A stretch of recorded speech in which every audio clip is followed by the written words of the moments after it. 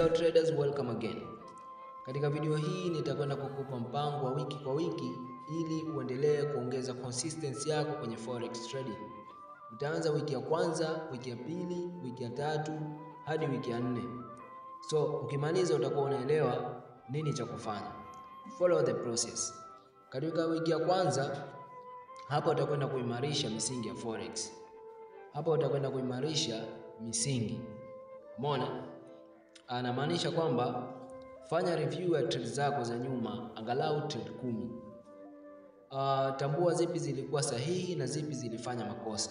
Pia anza kutumia trading journal kwa kila trade mpya ambayo unachukua. Follow the process. Katika wiki ya pili unatakiwa ufanye nini? Kwenye wiki ya pili utajenga discipline. Na maanisha kwamba chagua muda sahihi au chagua muda maalum wa kutrade. Mfano London session au New York session. Trade tu pale ambapo utakapoona signal zako zipo confirmation. Usiingie kwa hisia. Mark au target risk reward ratio at least 1:2 kwenye kila trade ambayo unachukua. Follow the process. Katika wiki ya tatu unatakiwa ufanye nini? Kwenye wiki ya tatu ni kwamba hapa utakuza uelewa wa chart. Yaani inamaanisha kwamba fanya backtesting ya siku 3 au siku 5 zilizopita kwenye pair yako ambayo una trade. Andika characteristic ambazo unazoziona zikijirudia mara kwa mara. Sasa hapo unajenga relation baina yako wewe na chart.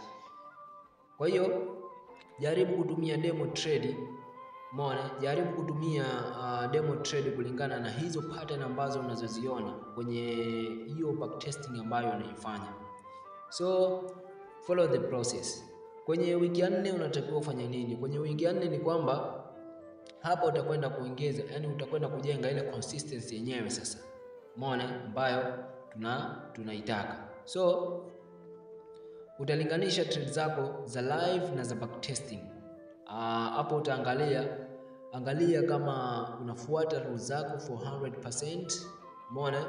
Fanya weekly review Jumapili angalau au Jumamosi. Kwa hiyo utajua wewe jinsi ya kujipangilia. So hapo utaangalia hasara, utaangalia faida na nidhamu yako ilikuwaje. Umeona? Ukiona unafuata mpango wako for 7% or 8%, basi ujue wewe uko kwenye consistency. Ukiona bado unaharibu, rudia mpango huu mwezi unaofuata. Kwa hiyo this is how the professional traders doing and the success building like this. So follow the process, keep learning. See you next video.